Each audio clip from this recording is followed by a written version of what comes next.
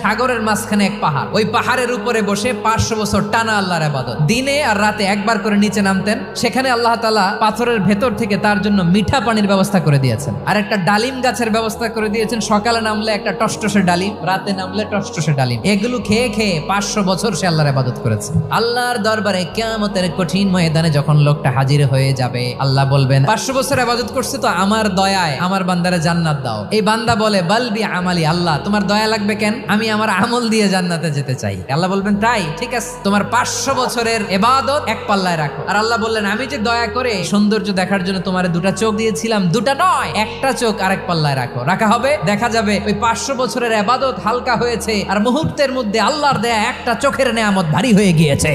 ফলাফল দেখো, হিসাব বলে তুমি এখন জাহান্নামে যাবা, যাও এবার জাহান্নামে যাও। এবার লোকটা কাচুমাচু করে বলে আল্লাহ এবার আমি বুঝতে পেরেছি তোমার দয়া ছাড়া দুনিয়ায় কেউ জান্নাতে যেতে পারবে না।